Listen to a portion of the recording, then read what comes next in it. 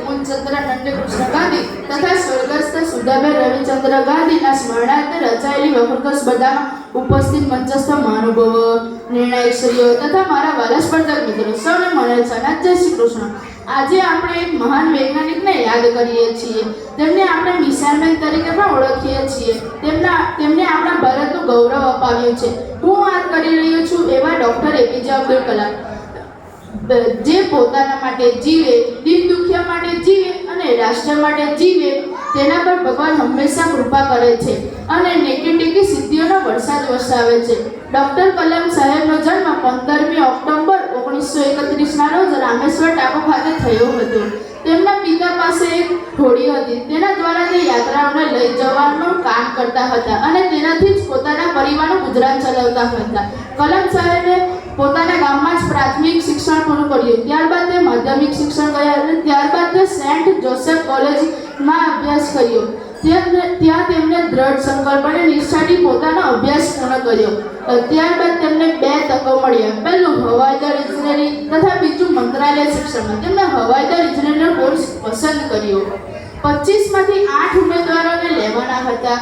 તેમનો 9મો નંબર આવ્યા હોવાથી તે ખૂબ નારાજ થયા. ત્યારબાદ તે ઋષિકેશ ગયા અને ત્યાં ગંગા નદીમાં સ્નાન કર્યું અને ત્યારબાદ તે સ્વામીજીને મળ્યા. સ્વામીજીએ કહ્યું, કલામ સાહેબ, નિયતિને કોઈ ટાળી શકતું નથી. ત્યારબાદ તે દિલ્હી આવ્યા અને સિનિયર સાયન્ટિસ્ટ તરીકે 250 રૂપિયાના પગારમાંથી તે જોડાઈ ગયા. ત્યારબાદ તે એરોનોટિકલ્સ ડેવલપમેન્ટના વડા બન્યા. ત્યારબાદ તેમને ટીમ સાથે તેમણે હોવરક્રાફ્ટનું કામ શરૂ કર્યું. તેમણે હોવરક્રાફ્ટનું નામ નંદી રાખ્યું હતું. 6 મહિના માટે અમેરિકા રોકેટ લોન્ચિંગમાં ગયા હતા. ત્યારબાદ તે સ્વદેશ પાછા ફરી 20મી નવેમ્બર 1967ના રોજ શ્રીમતી ઇન્દિરા ગાંધીજીના હસ્તે તેમને 75 રોકેટ લોન્ચ કર્યા. બીજું રોકેટ ત્યાં શ્રીહરિકોટા ટાપુ પરથી છોડવામાં આવ્યું હતું. ત્યારબાદ તેમને ભારત સરકાર પાસેથી પદ્મભૂષણનો એવોર્ડ મળ્યો હતો.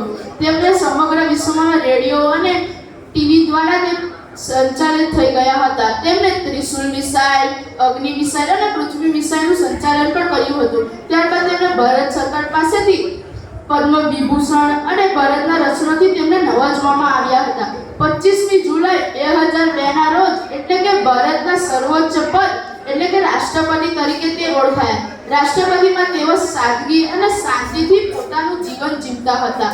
કલામ સાહેબ યુવાનોને કહેતા હતા કે યુવાનો આપણા દેશના મુખ્ય આધાર છે. કલામ સાહેબ ભલે મુસ્લિમ હતા, તેમણે ભગવદ્ ગીતાના ગ્રંથનો અભ્યાસ કર્યો હતો.